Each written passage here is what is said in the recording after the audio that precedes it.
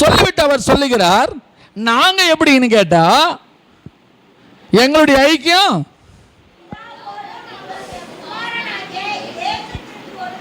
அல்லேலூயா, உங்களை எல்லாரையும் கர்த்தருக்கு பிரியமான பிள்ளைகளாய் மாற்றுவது தான் இந்த ஊழியத்தினுடைய நோக்கம். அப்போ ஐக்கியம், அதுல முதல் வசனம் நம்ம முதல் படிச்சோம், 1 கொரிந்தியர் 1:9.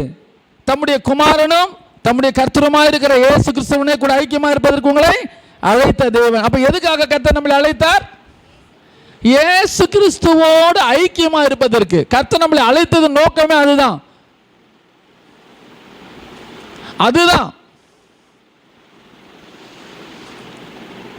எவ்வளவு வேலை இருந்தாலும், எவ்வளவு பிரச்சனை இருந்தாலும், எங்க இருந்தாலும் ஆண்டவரோடு ஐக்கியமா இருந்தோம். பிரைஸ் தி லார்ட், அல்லேலூயா.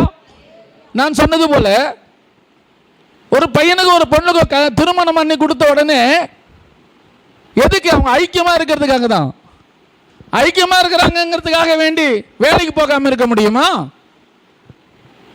ஐக்கியமா இருக்கிறதுக்காக வேண்டி சமைக்காம இருக்க முடியுமா? என்ன வேலை செய்தாலும் அவர்களுடைய ஐக்கியம் என்ன செய்யக்கூடாது?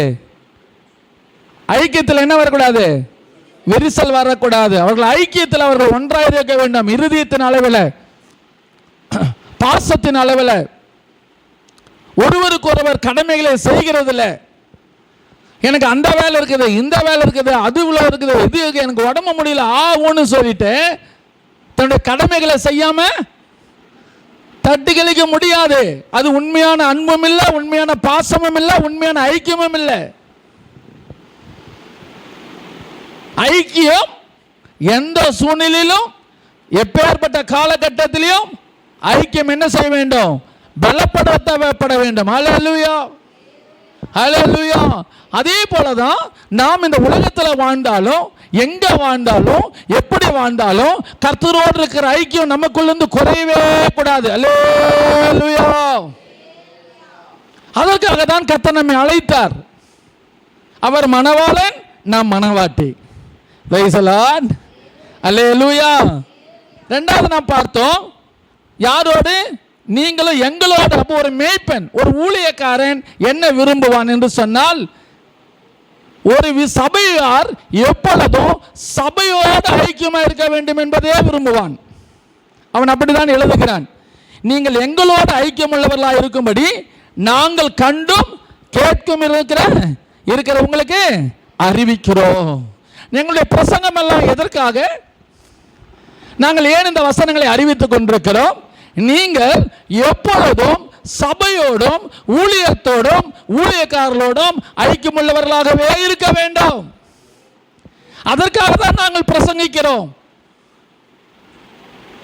இந்த ஆசை பரிசுத்தவான்களுக்கு முன்னமே இருந்தது.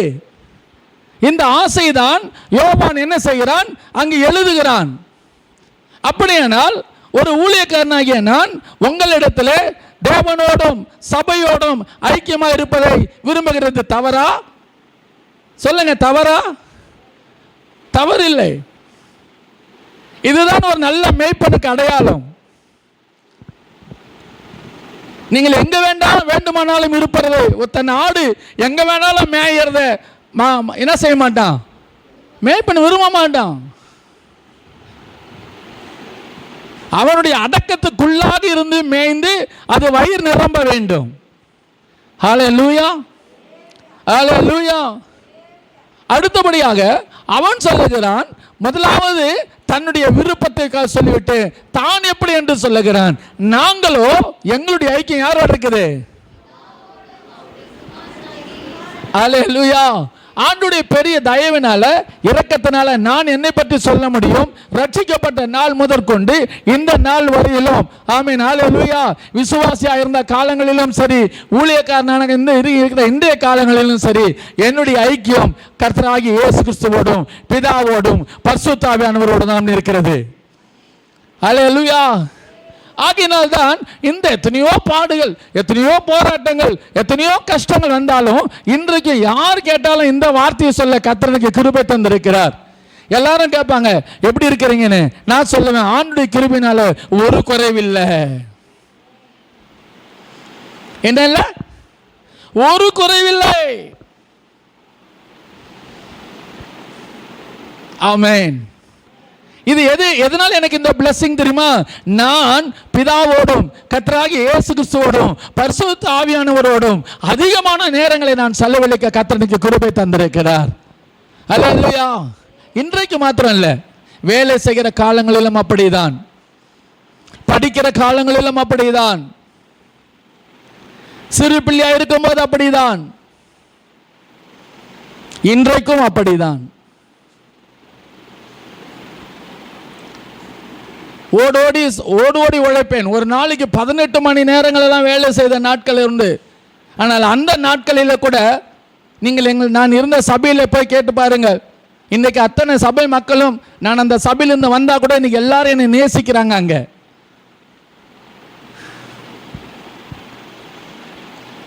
அல்லேலூயா. ஒரு நாள் நான் இருமலியூருக்கு போனேன். உள்ள யாருக்கும் பர்மிஷன் இல்லைன்னு சொன்னாங்க. நான் சொன்னேன், இன்டர்காம் போட்டு, ஐயா பாஸ்டர் கிட்ட சொல்லுங்க நான் வந்திருக்கிறேன்னு சொல்லுங்க. ஆண்டோடைய தயவு. அவர் மறுபடியும் ஃபோன் பண்ணி என்னை உள்ள அனுப்புங்கன்னு சொல்லுவார்னு நான் பார்த்தேன். என்ன நடந்தது தெரியுமா? அவரே கேட்டுக்கு வந்துட்டாரு.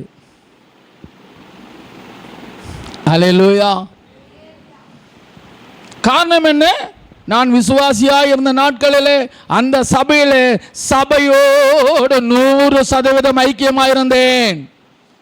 அங்குள்ள ஊழியத்தோடு 100% ஐக்கியமாயிருந்தேன். அல்லேலூயா. பொதுவாகவே அந்த சபையை விட்டு வெளியே வந்து விட்டால் சொல்லுவார்கள், அவன் பின்மாற்றத்துக்கு போய்விட்டான், அவன் ஆண்டவர் விட்டு போய்விட்டான், அவனோடு யாரும் பேசக்கூடாது என்று சொல்லுவார்கள். என் மகள் யூத் மீட்டிங்க்கு போகணும், எனக்கு ஆசை. இன்னைக்கு எப்படி நான் அந்த பிள்ளைங்களெல்லாம் சொன்னேன், அங்கே போங்கப்பா அப்படின்னு சொல்கிற போல என்னுடைய மகளையும் யூத் மீட்டிங் அனுப்பலாமேன்னு ஆசை. ஆனால் ஏதாவது ஒரு ஊழியக்காரர் சைன் பண்ணி ஃபார்மில் சைன் பண்ணதான் உள்ளே விடுவாங்க. நான் எங்கே யார்கிட்ட போய் வாங்குறது? நாங்கள் அந்த சபை விட்டு வெளியே வந்துட்டோமே. அந்த யூத் மீட்டிங்க்கு இன்சார்ஜா இருக்கிற பாஸ்டருக்கு ஃபோன் பண்ணேன். பாஸ்டர், இப்படி என் பிள்ளை அங்கே வரணும், யூத் மீட்டிங்க்கு ஆசைப்படுறா. என்ன சொன்னார் தெரியுமா? அவளை நீ கேட் வரலாம் கூட்டிக்கிட்டு வா, நான் வரேன். ஏன்னா யூத் மீட்டிங்கில் ஒருத்தர் கூட உள்ளே போக முடியாது. யூத் மீட்டிங் ஆரம்பிச்சிட்டாங்கன்னா அந்த 3 நாளுக்கு யாரும் உள்ளே போக முடியாது, யாரும் வெளியே வர முடியாது. உள்ளே போனவங்களும் வெளியே வர முடியாது, வெளியில் இருக்கிறவங்களும் உள்ளே போக முடியாது ஃபார்ம் இல்லாமல். என்ன சொன்னார் தெரியுமா? நேராக வந்தார். ஆச்சரியம். என்னுடைய மகளுடைய பேக்கை அவரே வாங்கினார். He is in charge of youth meeting. கிட்டத்தட்ட 20,000 பிள்ளைகள் வருகிற அந்த வாலிபர் கூட்டத்துக்கு அவர் தான் யாருங்க? என்னுடைய மகளுடைய பேக்கை வாங்கினார். நேராக கவுண்டருக்கு போனார். நான் இங்கிருந்து எல்லாம் பார்த்துக்கிட்டு இருக்கிறேன், வெளியில் கேட்லேருந்து பேட்ச் எல்லாம் வாங்க சொன்னார். அவள் தான் உள்ள. ஏன்? நான் விசுவாசியாக இருக்கும்போது என்னுடைய ஐக்கியம் முழுவதும் சபையோடும் ஊழியத்தோடும் தான் இருந்தது. அல்லேலூயா. ஆமா, இதுக்கு ஆண்டவர் சாட்சி, இங்க இப்ப இருக்கிற சுசி கூட சாட்சி. ஒரு ஊழியக்காரன் அதை தான் விரும்புவான். காரணம், நானும் அந்த நாட்களிலிருந்து பிதாவோடும் கர்த்தராகிய இயேசு கிறிஸ்துவோடும் என்னுடைய ஐக்கியத்தை நான் மெயின்டைன் பண்ணினேன். அல்லேலூயா. எனக்குள் ஆண்டவர் இருக்கிறதையும், நான் பிதாவோடும் கர்த்தராகிய இயேசு கிறிஸ்துவோடும் பரிசுத்த ஆவியோடு ஐக்கியமாக இருக்கிறதையும் எங்கள் ஊழியக்காரர்கள் பார்த்தார்கள். அப்படி என்றால் என்ன செய்யணும்? நானும் உங்களை எல்லாரும் அப்படி பார்க்கணும். ஐக்கியம் முக்கியம். மூன்றாவதாக, எபிரேயர் 10ஆம் அதிகாரம் 25வது வசனம். சீக்கிரம் வாசியுங்கள்.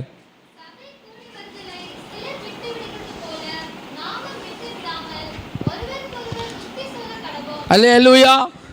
இங்கே இந்த எபிரேயர் நிருபம் 10ஆம் அதிகாரம் 25வது வசனம் சொல்லுகிறது, சபை கூடி வருதலை சிலர் விட்டு விடுகிறது போல நாமும் விட்டு விடாமல் ஒருவருக்கொருவர் புத்தி சொல்ல வேண்டும். அல்லேலூயா.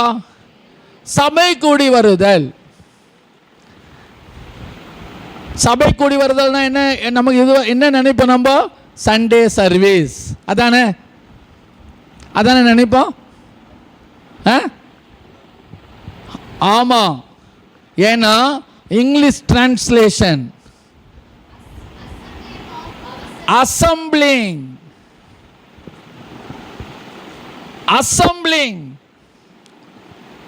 அது ஓய்வு நாளை பத்தி சொல்லல. இன்னைக்கு நிறைய பேருக்கு சபை கூடி வருதல் எதை நினைச்சிட்டு இருக்கிறாங்க? ஓய்வு நாளே நினைச்சிட்டு இருக்கிறாங்க. ஓய்வு நாளை சொல்லல.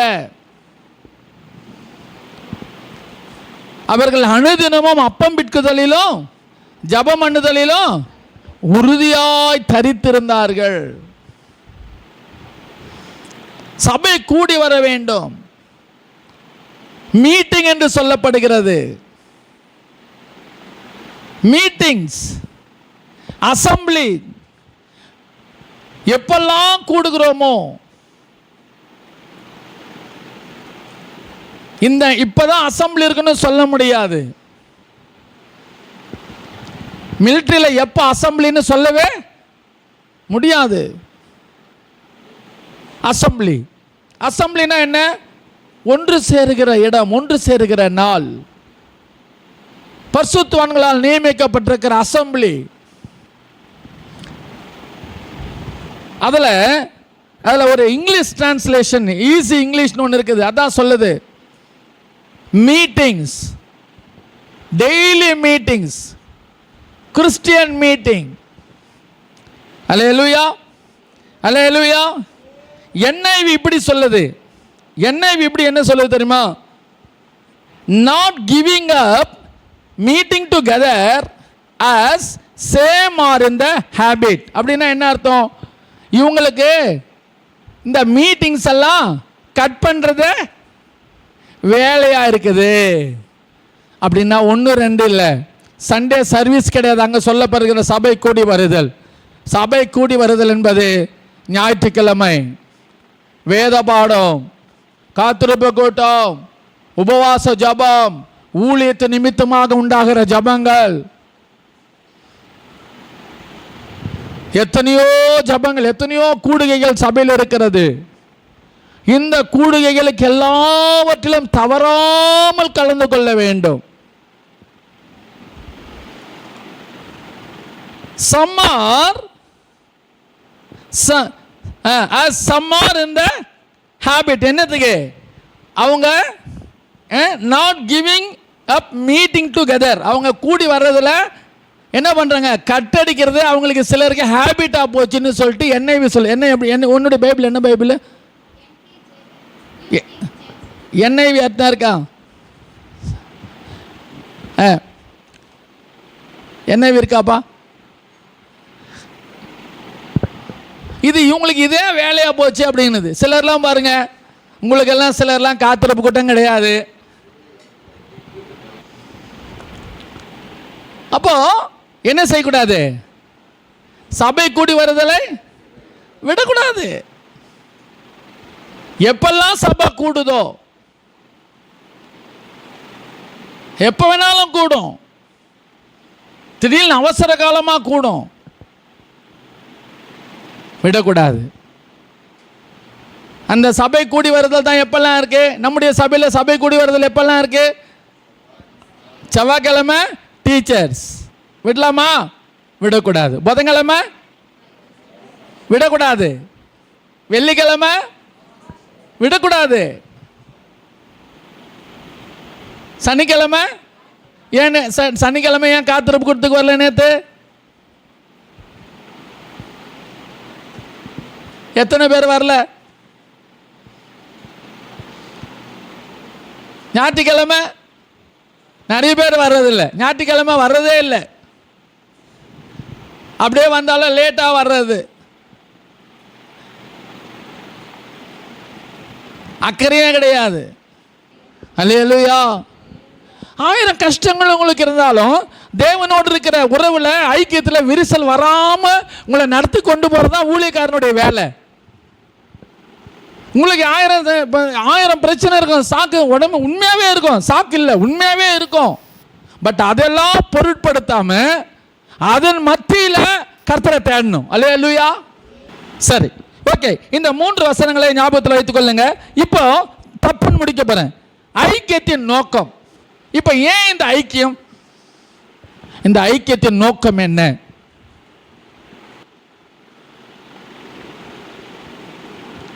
படிக்கலாமா? நான் சொல்றேன், நீங்க லைனா எழுதிக்காங்க, நான் அப்புறம் வசனம் சொல்றேன், இல்லைன்னா கேட்டுக்காங்க. ஐக்கியத்தின் நோக்கம் 1, வளர்ச்சி அடைவதற்கு. எதுக்கு இந்த ஐக்கியம்? எதுக்கு? வளர்ச்சி அடைவதற்கு. 2, பலன் அடைவதற்கு. பலன் அடைவதற்கு. 3, பரிசுத்தவான்கள் சீர்படுவதற்கு. அதுலயே 2 பாயிண்ட் எழுதிங்க. 3வது பாயிண்ட்டுக்குள்ளவே 2 பாயிண்ட் எழுதிங்க. பக்தி விருத்தி அடைவதற்கும் பரிசுத்தமாக்கப்படுவதற்கும்.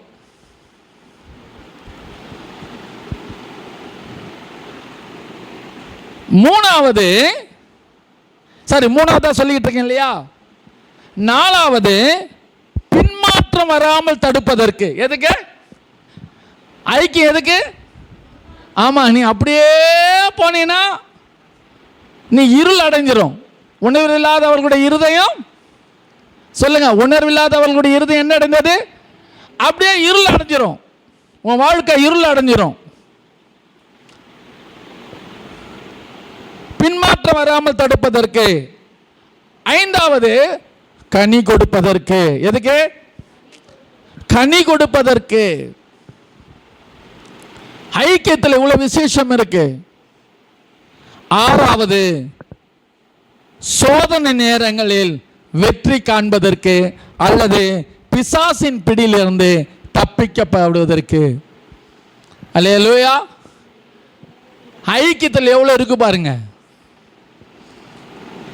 நான் உங்களுக்கு சொல்றேன், வளர்ச்சி அடைவதற்கு ஐக்கியம் எதற்கு? நம்பர் 1. அதனாலதான் அப்போஸ்தலர் 2ஆம் அதிகாரம் 47வது வசனத்துல ரட்சிக்கப்படுகிறவர்களை கர்த்தர் என்ன செய்வார்? அனுதினமா என்னதுங்க? ஏன் அவரே வளர்க்க முடியாதா? பரிசுத்த ஆவியானவருக்கு யாருங்க? பரிசுத்த ஆவியானவருக்கு பேர் என்ன? தேற்றரவாளன், சகல சத்தியத்துக்குள்ள நடத்துகிறவர். ஏங்க அப்படித்தானே இருக்கு பரிசுத்த ஆவியானவர் இல்லையா? ஏன் அவரே நடத்த வேண்டியதானே? நான் தான் பரிசுத்த ஆவியின் அபிஷேகம் பெற்றுட்டேன், நான் அந்நிய பாஷை பேசுகிறேன், இயேசு பற்றி எனக்கு நல்லா தெரியும் இல்லைம்மா? பரிசுத்த ஆவியானவரே போதியத்தை நடத்துகிறவர் தானே, சகல சத்தியத்தையும் குறித்து போதிக்கிறவர், பாவங்களை குறித்து நினைவு போதிக்கிறவர், எக்ஸ்ட்ரா போய் சொல்லுது அவர் நினைப்பூட்டுகிறவர். சொல்றதா இல்லைங்களா? இத்தனையும் பரிசுத்த ஆவியானவரால் செய்கிறவர் தானே. ஏன் அதுக்கு ஏன் சபைக்கு கொண்டு வரணும்? அவரை நீ இருக்கிற இடத்துல செய்ய வேண்டியதானே. நல்ல வேலை வசனம் இப்படி இருக்குது. ரட்சிக்கப்படுகிறவர்களை அனுதினமும் சீஷர்கள் சேர்த்தார்கள் இல்லை. இது அப்படின்னா உங்க உபதேசம் சொல்லிடுவீங்க டப்புன்னு. வசனம் என்ன சொல்லுதுங்க? கர்த்தர் சேர்த்தார். அல்லேலூயா. ஏன் கர்த்தர் சேர்த்தார்? கர்த்தர் தான் உன்னை சபையின் மூலமா தான் உன்னை வளர்க்க விரும்புகிறார். அல்லேலூயா. சபையினால மூலமா தான் நீ வளர முடியும். எதற்கு வர்றார் கர்த்தர்? கரைதரையற்ற மனவாட்டி சபையை சேர்க்க தான் வர்றாரு. அல்லேலூயா. அப்ப வளர்ச்சி எங்க தான் இருக்குது? சபைக்குள்ள தான் இருக்கு, சபையின் மூலமாக தான். ஆகையினாலதான் சபை கூடுதலை என்ன செய்யக்கூடாது? சபையின் மூலமா தான் வளர்ச்சி இருக்கு. ஆகையினால்தான் ரட்சிக்கப்படுறவங்களை கர்த்தர் எங்க சேர்க்கிறாரு? சபையில் சேர்க்கிறாரு, வளர்றதுக்காக. அப்ப நீ எப்போ எதோடு ஒட்டிக்கிட்டு இருக்கணும்? சபையோடு தான் ஒட்டிக்கிட்டு இருக்கணும். நம்பர் 2, பலன் அடைவதற்கு 1ஆம் அதிகாரம் 5வது வசனத்தில் இயேசு சொல்றார். அப்போஸ்தலர் 1:5, சீக்கிரம் வாசி டப்புன்னு.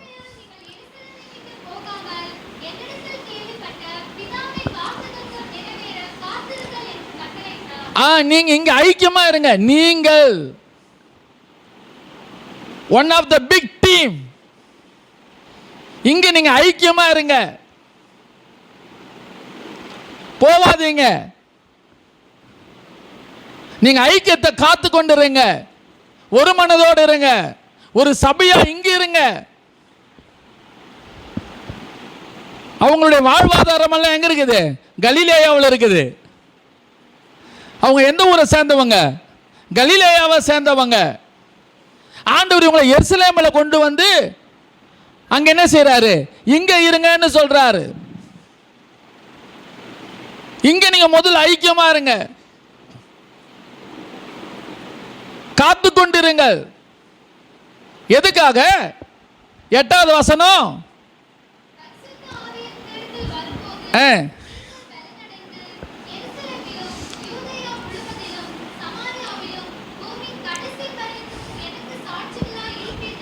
அதுக்குதான் காத்திருப்பு கூட்டம். நீ ஒவ்வொரு வாரமும் புது பலன் பெறணும். அல்லேலூயா. காத்திருப்பு கூட்டம் எதுக்கு? ஒவ்வொரு வாரமும் புது பலன். நேற்றுக்கு என்ன பார்த்தோம்? விசுவாசம் பெருகிறது, பெருகணும். எத்தனை பேர் போய் வீட்டில் போய் ஜெபம் பண்ணீங்கன்னு எனக்கு தெரியாது. ஆண்டவரே என் விசுவாசம் பெருகணும்னு. சீஷர்கள் ஏசப்பா கிட்ட ஜெபம் பண்ணாங்க, ஆண்டவரே எங்கள் விசுவாசத்தை பெருக செய்யும். ஜெபம் பண்ணாங்களா இல்லைங்களா? நீங்க ஜெபம் பண்ணீங்களா என்னன்னு தெரியாது. பரிசுத்த ஆவியானவர் உன்னோட பேசுறாருன்னு தெரிஞ்சிருந்தா, உன்னை விழிப்பின் ஆவி இருந்தா, உன் இருதயம் கபடம் இல்லாததா இருந்தா, உனக்கு இந்த வசனத்தின் அடிப்படையில் நீ ஜெபம் பண்ணி இருப்ப. வசனத்தின் அடிப்படையில் ஜெபம் பண்றதுக்கெல்லாம் கபடு இல்லாத ஒரு இருதயம் வேணும். கபடு இருதயம் எல்லாம் ஜெபம் பண்ணாது. அது இந்த காதில் வாங்கி இந்த காதில் விட்டு போய் வேற திங்க் பண்ணிட்டு போயிட்டு இருக்கோம். சுத்த இருதயம் வேணும். அந்த சுத்த இருதயமும் கபடு இல்லாத இருதயம் உள்ளவங்களுக்கு தான் வசனத்தை கேட்டவன ஒரு பயம் வரும், ஒரு நடுக்கம் வரும், நானும் அந்த லெவலுக்கு வரணும்னு ஆசை வரும். அல்லேலூயா. அப்படியாப்பட்டவங்களுக்கு ஜெபம் வரும். உன் இருதயத்தை கொஞ்சம் ஆராய்ந்து பார். இந்த தன்மைகள் எல்லாம் இல்லைன்னா உனக்கு நீ சுத்த இருதயம் இன்னும் இல்லை. ஆகினால தாவீதை போல நீ ஜெபம் பண்ணு, எனக்கு ஒரு சுத்த இருதயத்தை சிருஷ்டின்னு ஜெபம் பண்ணு. பலன் அடைவதற்கு ஒவ்வொரு வாரமும் வரும்போதும் பலன், காத்திருக்க காத்திருக்க பலன். அதுக்கு தான் காத்திருப்பு கூட்டம். அதை நீ விட்டுறக்கூடாது. எபேசியர் 4:12, சாரி 4:12, சீக்கிரம். பரிசுத்தவான்கள் சீர்பொருந்தும் பொருட்டு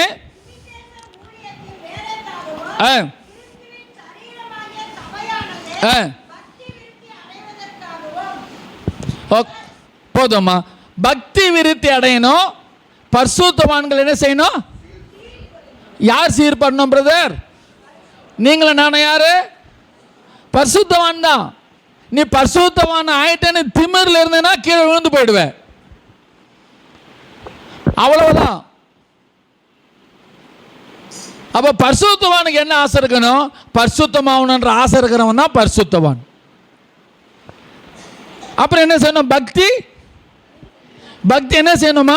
விருத்தி அடையணும். உன்னுடைய பக்தியின் அளவு அதிகமாகணும். பக்தியின் கிரியைகள் வெளிப்படணும். எதுல? சுபாவத்தில், ஊழியத்தில், கர்த்தருக்கு பாடுபடுறதுல, ஜெபிக்கிறதுல, எல்லாத்துலேயும். மூணாவது ஆள் மாதிரி இருக்கக்கூடாது. சபைக்கு விருந்தாளி மாதிரி இருக்கக்கூடாது. சபைக்கு என்னவா இருக்கக்கூடாதுங்க? விருந்தாளியா இருக்கக்கூடாது. மூணாவது ஆள் மாதிரி இருக்கக்கூடாது. கர்த்தர் எதுக்காக சபையை உருவாக்கினார்? சபை பக்தி விருத்தி அடையணும். பரிசுத்தவான்கள் என்ன செய்யணும்? சீர்படணும். எப்போ சீர்படுறது? யார் நம்மளை சீர்படுத்தும்? இயேசு ஜெபம் பண்ணார், உம்முடைய வசனத்தினால் அவர்களை பரிசுத்தமாக்கும். உன்னையும் என்னையும் முதலாவது இயேசு கிறிஸ்துவின் ரத்தம் நம்மை பரிசுத்தமாக்குகிறது. வாழ்நாள் முழுவதும் பரிசுத்தமாக வேண்டுமானால் வசனத்தின் அடிப்படையில் தான் பரிசுத்தமாக முடியும். அல்லேலூயா. அப்ப இந்த வசனத்தை எந்த அளவுக்கு நீ கேட்கிறியோ, எந்த அளவுக்கு அது பரிசுத்தமாகிக் கொண்டே இருக்கும். அப்ப பக்தி விருத்தி அடையும். பக்தி விருத்தி அடையும் போது கிளீனா வெளியில தெரியும், சுபாவங்கள் தெரியும், பாடுபடுறது தெரியும், ஜபிக்கிறது தெரியும்,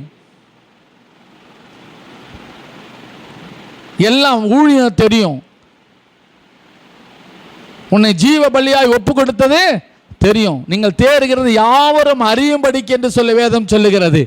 நான் வளர்றது அநேகருக்கு தெரியும், தெரியணும். அதான் நம்பர் 4, பின்மாற்றம் வராமல் தடுப்பதற்கு. எதுக்கு? வெளிப்படுத்தின விசேஷம் 2ஆம் அதிகாரம் 4வது வசனம். சீக்கிரம் வாசிங்கம்மா. ஏன் அது ஒர்க் ஆகல? ஆன் பண்ணியிருக்கா?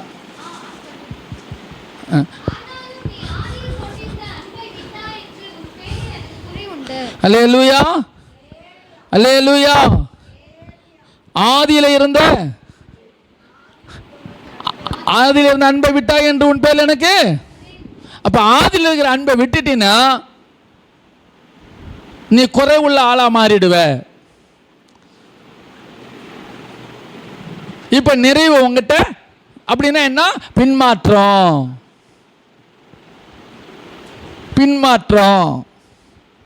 எப்ப ஐக்கியம் இருக்கும்? அன்பு இருந்தா தானே ஐக்கியம் இருக்கும். அல்லேலூயா. ஒரு ஆளுக்கு நீங்க ஃபோன் பண்றதை வச்சே தெரிஞ்சுக்கலாம். ஒரு நாளைக்கு 5 முறை ஒருத்தருக்கு ஃபோன் பண்ணீங்கன்னா ரொம்ப ஒருத்தருக்கு ஒருத்தர் அன்பா இருக்கிறீங்கன்னு அர்த்தம். ஒரு வாரத்தில் 2 முறை ஃபோன் பண்ணி ஒருத்தர் பேசிக்கிறீங்கன்னா கொஞ்சம் அன்பு இருக்குதுன்னு அர்த்தம். ஒரு மாசத்துக்கு ஒரு முறை தான் ஃபோன் பண்றீங்க அப்படின்னா பரவாயில்ல, ஏதோ ஓரளவு கனெக்ஷன் இருக்கிறீங்கன்னு அர்த்தம். ஃபோனே பண்றதில்லை, போயே பார்க்கறதில்ல, பார்க்கும்போது மட்டும் அலோ அலோன்னு சொல்லிக்கிறீங்க. இந்த அன்பு என்னுடைய அளவு உங்களுக்கு புரியுதா? உங்களுக்குள்ள ஐக்கியம் இருக்குமா? சொல்லுங்க, இருக்குமா? அப்ப அன்பு குறைஞ்சா ஐக்கியம் குறையுது, ஐக்கியம் குறைஞ்சா பின்மாற்றம் உள்ள வருது. எது கம்மியாவது? கிரியை கம்மியாவது. அதனாலதான் வசனம் சொல்லுது, நீ ஆதியில் கொண்டிருந்த அன்பை விட்டாய் என்று உன் பேர் எனக்கு. யாரை பார்த்து சொன்னார் ஆண்டவர்? சபையை பார்த்து சொன்னார். நீ ஆதி அன்பில் இல்ல, உன் மேல எனக்கு குறை இருக்கு, நீ முந்தி இருந்த மாதிரி இல்ல. அப்படின்னா என்ன அர்த்தம்? நீ பின்மாற்றத்தில் கொஞ்சம் கொஞ்சமா போயிட்டு இருக்கிற. எங்க போயிட்டு இருக்கிற? ஆமா, நீ எப்ப எதெல்லாம் பாஸ்ட் அவாய்ட் பண்றது, சபையை அவாய்ட் பண்றது, கூட்டங்களை அவாய்ட் பண்றது, ஸ்தோத்திரம் பண்றது அவாய்ட் பண்றது. ஒரு ஆள் வருவாங்க, அப்பமே எங்களுக்கு தெரியும். 10 மணிக்கு 9 மணிக்கு வருவான், பாட்டே பாட மாட்டான், அப்படியே கல்லு மாதிரி உட்காந்துருப்பான், கை தட்ட மாட்டான். ஒரு காலத்தில் நல்லா கை தட்டினவன் தான், நல்லா பாடினவன் தான், அப்படியே உட்காந்துருப்பான். முடிஞ்ச கண்ணை மூடி கண்ணை தரது ஆளை காணாம போயிடுவான்.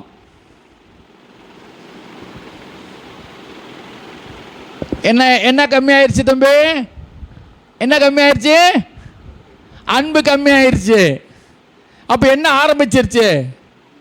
பின்மாற்றம் ஆரம்பிச்சிருச்சு. உன் கை தட்டுதல், உன் பாட்டு, உன்னுடைய ஆராதனை, இதெல்லாம் வச்சுக்கினே தெரிஞ்சுக்கலாம் நீ எந்த லைன்ல இருக்கிறேன்னு. கொஞ்சம் கொஞ்சமா என்னாச்சு? அவ்வளவுதான், போயிடுச்சு. சபையை விட்டாச்சு, பின்மாற்றம் வந்துருச்சு. அப்ப பாருங்க, ஆண்டவர் யாருக்கு சொல்றாரு? எபேசு சபைக்கு சொல்றார். இந்த எபேசு சபை எப்படியாப்பட்ட சபை? இந்த எபேசு சபை ஆண்டவர் மெச்சிக்கிற மாதிரி இந்த 7 சபையில் எந்த சபையுமே மெச்சிக்கல. அவ்வளோ பாராட்டுங்க. இவ்வளோ குறை சொல்லிட்டு இவ்வளோ குறை சொன்னார்ல, முதல்ல நல்லா பாராட்டிட்டார். நான் முடிஞ்ச இதை கூட முடிக்கிறேன், மீதி பார்க்கலனா கூட பரவாயில்ல. இந்த எபேசு சபையை நல்லா பாராட்டுறாருங்க. 3வது வசனத்தில் வாசிங்க. உன் கிரியைகளையும் உன் பிரயாசத்தையும்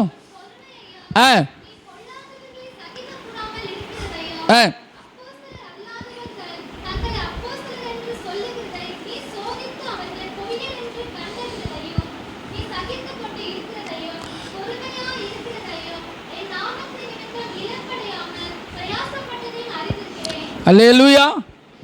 நல்ல நிறைய குட் கேரக்டர்ஸ் இருக்குதுங்க. சகோதரனே, சகோதரியே, உன்னிடத்துல நல்ல குணங்கள் இருக்கிறது, நல்ல விசேஷங்கள் இருக்கிறது, இல்லைன்னு சொல்லல. கவனிக்கிறீங்களா? பரிசுத்த ஆவியானவர் எடுத்த உடனே உன்னை குறை சொல்லிடல. அவங்களுக்குள்ள இருக்கிறது எல்லாம் அதையும் சொல்றாரு, பாராட்டு. நீ சகித்து கொண்டிருக்கிற, நீ பொறுமையா இருக்கிற, என் நாமத்து நிமித்தம் நீ இலைப்படையாமல் இருக்கிற, பிரயாசப்படுற, எத்தனையோ காரியம்லாம் இருக்கு உங்ககிட்ட, இன்னும் அதெல்லாம் குறையல. அதெல்லாம் ஓகே, ஆனா கொஞ்சம் டவுன் ஆயிட்டியே. ஆதியில் இருந்த அன்பை விட்டுட்டியே. உன்னை கெட்டவன் சொல்ல முடியாது, கெட்டவன் சொல்ல முடியாது. ஆனா இப்பதான் வாட ஆரம்பிக்குது, வதங்க ஆரம்பிக்குது. ஜாக்கிரதையா இருந்துக்க. அல்லேலூயா, அல்லேலூயா. அது எங்க ஆரம்பிக்குதுன்னா, நீ ஆதியில் இருந்த அன்பை கொஞ்சம் குறையுது, கொஞ்சம் கொஞ்சமா ஒதுங்குற. நமக்கு எதுக்கு? யாருன்னா பார்த்துக்குவாங்க, அது பாஸ்டர் பார்த்துக்குவாரு. எதை சொன்ன, நம்ம எதை செஞ்சாலும் அவர் குறை சொல்லினே இருக்கிறாரு. ஏன் ஒதுங்குற? உனக்கு குறைகளை சுட்டி காட்டுவது உனக்கு பிடிக்கல. குறை ஏன் சுட்டி காட்டுறேன்? எல்லாமே சரியா இருக்கணுங்கிறதுக்காக சுட்டி காட்டுறேன். அல்லேலூயா, அல்லேலூயா. ஆமா, உன்னிடத்தில் ஒரு குறை உண்டு என்று உன் பேர் எனக்கு ஒரு ஆண்டவர் அதான் சொல்றார், ஒரு குறை உண்டு. ஆகினால இப்போ நான் உன்னை ஒதுக்கலாம் முடியாது, நீ எனக்கு வேணும். அல்லேலூயா. ஆண்டவர் சொல்றாரு, நீ எனக்கு வேணும். Praise the Lord. யாரையும் ஆண்டவர் ஒதுக்குகிறவர் அல்ல. இந்த சத்தத்தை, இந்த சத்தியத்துக்கு இன்றைக்கு நீ கர்த்தருடைய பிள்ளைகள் எல்லாரும் ஒப்பு கொடுக்கதான் வேணும். ஆண்டவர் என்ன சொல்றாரு? நீ எனக்கு வேணும், நான் உன்னை விட முடியாது. பிகாஸ் ஆஃப் உங்களிடத்துல நிறைய நல்ல காரியங்கள் இருக்கிறது. அநேக நல்ல காரியங்களை நான் உன்னிடத்தில் பார்க்கிறேன். நான் மற்றவர்களை ஒதுக்கி தள்ளினது போல உன்னை ஒதுக்கி தள்ள முடியாது. நீ எனக்கு தேவை. ஆகையினால் என்ன செய்? ஆகையால் நீ என்ன நிலைமையில் இருந்து விழுந்தாய் என்பதை நினைத்து மனம் திரும்பி ஆதியிலே செய்த ரட்சிக்கப்பட்ட நாள் எப்படி இருந்த? எவ்வளவு ஸ்பீடா இருந்த? எவ்வளவு ஜெபம் பண்ண? எவ்வளவு வைராக்கியமா இருந்த? எவ்வளவு ஊழியம் செய்த? இந்த சபைக்கு வரும்போது எப்படி இருந்த? அதெல்லாம் மறுபடியும் ஸ்டார்ட் பண்ணு. அல்லேலூயா. ஒதுங்காத. அதுக்கு உனக்கு பல காரணங்களை உன்னால சொல்ல முடியும். உன்னுடைய வேலையை சொல்ல முடியும், உன்னுடைய ஒரு சரீர சுகவீனத்தை சொல்ல முடியும், உன்னுடைய குடும்ப சூழ்நிலையை சொல்ல முடியும். உன்னிடத்துல ரீசன் சொல்வதற்கு பல காரணங்கள் இருக்கிறது. ஆனால் அவைகளெல்லாம் என்னால் ஏற்றுக்கொள்ளவே முடியாது. ஹல்லேலூயா. அந்த காரணங்கள் எல்லாம் தள்ளி தூர போட்டு விட்டு மறுபடியும் என்ன செய்ய? மனம் திரும்பு. திரும்பி என்ன செய்வாயாக? ஆதியிலே செய்த கிரியைகளை செய்வாயாக. எவ்வளவு அன்புள்ள தெய்வம். ஹல்லேலூயா. இது அந்த அன்பு புரிஞ்சுக்கிடணும். ஆமா, ஆண்டவர் சொல்லுவாரு, அவன் பால் டேவிட் அப்படிதான் இருப்பான். அவனை பார்க்காத, எந்த மனுஷனையும் பார்க்காத, ஊழியக்காரனை பார்க்காத, அந்த விசுவாசியை பார்க்காத, இந்த விசுவாசியை பார்க்காத, நான் உன்னை நேசிக்கிறேன், என்ன மட்டும் பார், எனக்காக வாழ். ஹல்லேலூயா, ஹல்லேலூயா, பிரைஸ் தி லார்ட். ஏன்னா உன்னிடத்துல விசேஷங்கள் இருக்கிறது. ஹல்லேலூயா. உங்ககிட்ட என்ன இருக்கு? உன்னை விட ஆண்டவருக்கு விருப்பம் இல்லை. இப்ப ஆண்டவர் என்ன சொல்றாரு? மனதிரும்பு. வாய்ப்பு கொடுக்கிறாரு. சொல்லிட்டு சொல்றாரு, இதுக்கு மேல என்னுடைய அன்பை நீ புரிஞ்சுக்கலன்னா நான் உன்னுடைய விளக்க தண்டை என்ன செய்வேன்? நீக்கிடுவேன். இவ்வளவு தூரம் நான் இறங்கி வரேன். ஹலோ, இவ்வளவு தூரம் நானு அந்த சராசரங்களை உண்டாக்கின ஆண்டவராகிய நான் இவ்வளவு தூரம் இறங்கி வந்து உங்ககிட்ட கேட்டு பேசிக்கிட்டு இருக்கிறேன். நீ இதுக்கும் இறங்கலன்னா உன்னுடைய விளக்க தண்டை நான் உன்னிலிருந்து என்ன செய்வேன்?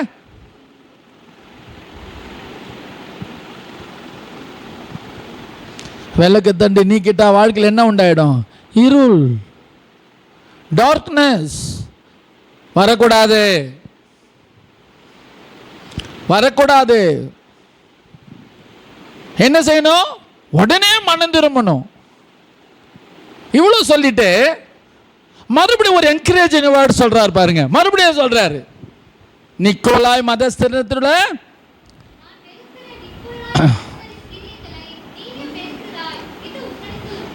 நீ நான் எதெல்லாம் வெறுக்கிறேன் அதையும் வெறுக்கிற அந்த புரியுதுங்களா? இவ்வளவு சொல்லிட்டு கடைசியில் அதையும் சொல்றாரு ஆவியானவர். என்ன சொல்றாரு? இது உங்ககிட்ட இருக்குது. ஸோ பாருங்க, நம்மகிட்ட இருக்கிற எத்தனை நல்ல குணங்களை கர்த்தர் கவனித்து கொண்டிருக்கிறார். அதே நேரத்தில் நம்மிடத்தில் இருக்கிற குறைகளையும் கர்த்தர் கவனித்து கொண்டிருக்கிறார். ஹல்லேலூயா. அப்போ இத்தனை நல்ல குணங்களும் பாழாய் போவதற்கு காரணம் அந்த பின்மாற்றத்தின் ஆவி. அதுதான் ஆதி அன்புல குறையிறது. ஆமென். பின்மாற்றம் வராமல் தடுப்பதற்கு இந்த ஐக்கியம் என்ன செய்கிறது? நமக்கு உதவி செய்கிறது. நீங்கள் உங்களுக்கு தெரியும், கனி கொடுப்பதற்கு இது ஐக்கியம் உதவி செய்கிறது. 15ஆம் அதிகாரம் யோவான் 4ஆம் வசனத்தில் என்ன சொல்லுகிறார்? ஆமென். நான் உங்களிலும் நீங்கள் என்னிலும் நிலைத்திருந்தால் மிகுந்த கனிகளை கொடுப்பீர்கள். ஐக்கியம் தான். கனி கொடுக்கிறதுக்கு எது தேவை? ஆமா, கொடியானது செடியிலே நிலைத்திராவிட்டால் என்ன ஆகும்? அவ்வளவுதான், அது வதண்டு போகும், அது வாடி போகும். அப்ப கனி கொடுக்கிறதுக்கு என்ன தேவை பிரதர்? ஐக்கியம் தேவை. கொடி செடியோட ஐக்கியமா இல்லைன்னா கொடி வாண்டு வதங்கி போயிடும். அது கடைசியில் அக்கினியில சுட்டெரிக்கப்படும். ஐக்கியம் இல்லைன்னா நம்முடைய வாழ்க்கை எங்க போய்ப்படும்? அக்கினியில சுட்டெரிக்கப்படும். ஹல்லேலூயா. பிசாசின் பிடியிலிருந்து தப்பிக்க என்ன வேணும்? ஐக்கியம் வேணும். ஹல்லேலூயா. பவுலும் சீலாவும் சேர்ந்து ஜெபிச்சாங்க ஐக்கியமா. என்ன நடந்தது? திறவுகள், கதவுகள் திறவுண்டது. ஹல்லேலூயா. ஒரு கூட்டத்தார் பேதுரு சிறைச்சாலையில் இருக்கும்போது அவர்கள் ஐக்கியப்பட்டு ஜெபித்தார்கள். கர்த்தர் ரோதை என்கிற ஒரு பெண்மணியின் மூலமாக பேசி கதவை திறந்த போது பேதுரு வெளியே நின்றார். அப்ப அந்த ஐக்கியத்தின் ஜெபம் அங்க என்ன செய்ததுங்க? சோதனையின் காலத்துல வெற்றி கொடுத்தது. ஹல்லேலூயா. தானியேல் அவன் தன் சகோதரர்களை பார்த்து சொல்லுகிறான், நாம் அழிந்து போகாதபடிக்கு. வீட்டில் போய் வாசிங்க. 2ஆம் அதிகாரம் 17-19 சொல்லுகிறான், சாத்ராக் மேஷாக் ஆபேத்நேகோவை பார்த்து சொல்லுகிறான், நாம் அழிந்து போகாதபடிக்கு கர்த்தரிடத்திலே சொல்லுவோம். அவர்கள் ஐக்கியமாய் கூடி ஜெபித்த போது 19வது வசனம் சொல்லுகிறாரு, ராத்திரியிலே கர்த்தர் அவனுக்கு தரிசனமானார். ஐக்கியம் பாருங்க. எதற்கு ஐக்கியம்? சோதனை காலங்களில் தப்பித்துக் கொள்ள. அல்லேலூயா, ஜெயம் எடுக்க இந்த ஐக்கியம் நமக்கு தேவைப்படுகிறது. பிரியமானவர்களே, ஐக்கியமா இருப்போம், கர்த்தரோட ஐக்கியமா இருப்போம், தேவனோட ஐக்கியமா இருப்போம், சபையோட ஐக்கியமா இருப்போம், ஊழியத்தோடு ஊழியக்காரர்களோட ஐக்கியமா இருப்போம். கர்த்தர் அதற்காகவே நம்மை அழைத்திருக்கிறார்.